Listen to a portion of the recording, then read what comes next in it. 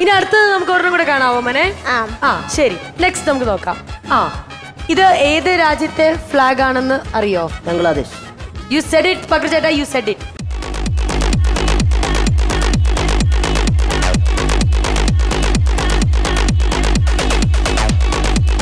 എന്റെ മോനെ, ചില രാജ്യങ്ങൾ ഏതാന്ന് പോലും നമുക്കറിയില്ല. കൊച്ചു നോക്കിക്ക് ഈസി ആയിട്ട് വീണ്ടും അടുത്ത ചെയ്തിരിക്കുകയാണ്. ഇഫ് യു ക്യാൻ സീ ആ റെഡ് കറക്റ്റ് നടുക്ക് കൊണ്ടുവന്നിട്ടുണ്ട്, ബാക്കി കറക്റ്റ് ഗ്രീനും ഉണ്ട്. പൊളിച്ചു സിദ്ധു, പൊളിച്ചു സിദ്ധു.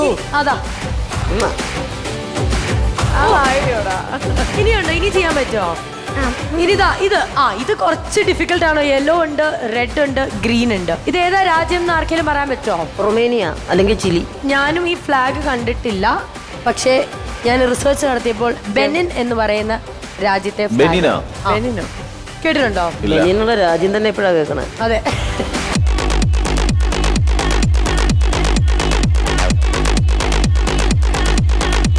അതവിടെ കഴിഞ്ഞു.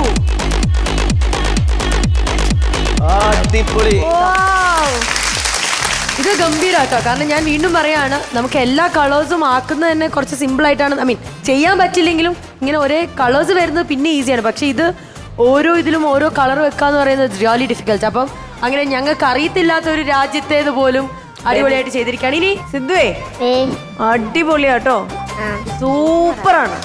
സിദ്ധു, ഞങ്ങൾ എന്നാ കുറച്ച് കോംപ്ലിക്കേറ്റഡ് ആയിട്ടുള്ളൊരു സംഭവം തരട്ടെ. വിഷയമല്ല, ലാവോസ് എന്ന് പറയുന്ന രാജ്യത്തെ ഫ്ലാഗ് ഞങ്ങൾ കാണിച്ചു തരാം. റെഡ്, ബ്ലൂ, നടുക്ക് വൈറ്റ്. ഓക്കെ,